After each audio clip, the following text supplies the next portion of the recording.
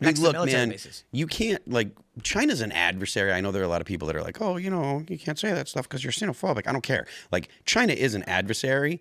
And so, like, we shouldn't allow a foreign adversary to have property near some sensitive locations. We just allowed them to fly a balloon all the way across the country, straight over where all the nuclear intercontinental ballistic missile silos are. You know they were taking pictures. It's time for the United States to take China seriously as a threat. There is actually something nefarious there about the idea that they don't even have to be growing anything there and doing anything actively nefarious. The idea is just there's only so much land and they could just buy it up and not use it. Yeah, I mean, that's true, but if I understand correctly, the actual amount of land is not significant. It's not like a lot. Even when people were talking about like Bill Gates buying up a lot of farmland, it's like he wasn't actually. When you think of how much farmland there is in the U.S., he wasn't actually buying that much. But if China has access to sensitive locations because they've got, the CCP has, property near these sensitive locations, that's just an all-around bad thing. And I really don't know if I want H Mart to go out of business. No. Take a look at this. This will shock the delicate sensibilities of the average American.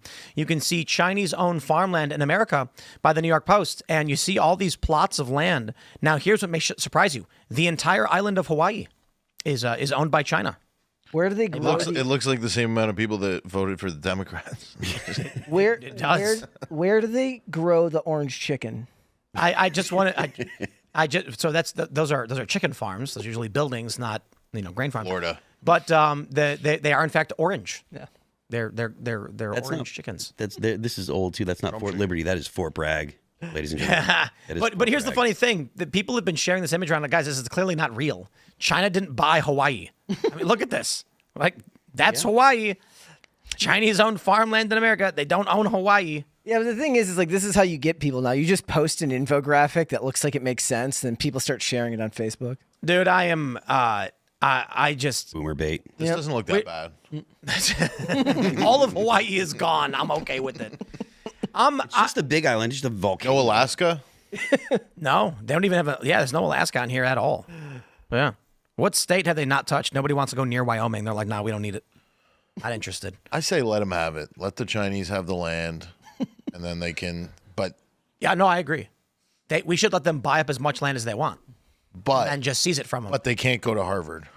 Of course not. You have to live on a farm. You have to actually live the life of a farmer. You can't. And sell your food to us. You know, with things like this, though, I mean, so first, let me just wrap that up. Like, I think it's a good thing that the Trump admin's finally doing this.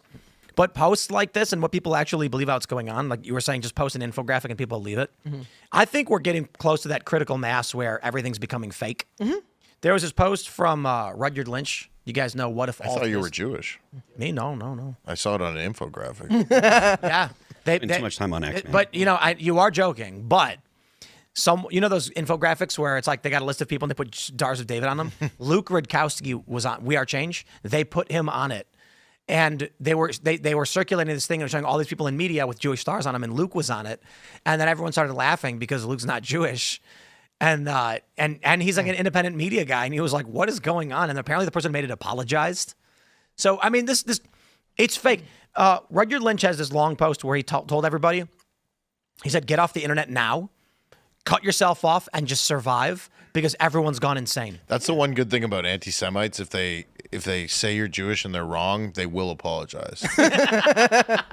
I mean, this is true, though. Like, for the most part, now with any amount of media that I take in, part of my brain is like, maybe I don't believe that it's fake, but I'm ready to believe that just about everything that I'm watching is fake in some way. Even the stuff that I agree with. Like, I was watching a video today from a YouTube channel called Forgotten History on, like, the history of George Soros and how evil this dude is. And I'm watching it, and I'm like, yeah, that sounds right, but this dude could just be like, this dude hates people on this side of the aisle. Maybe he just wants to hate this guy, and they're spewing a bunch of BS. I don't know. I'm going to assume that they're telling me the truth. Have you seen the history of George Floyd? I have.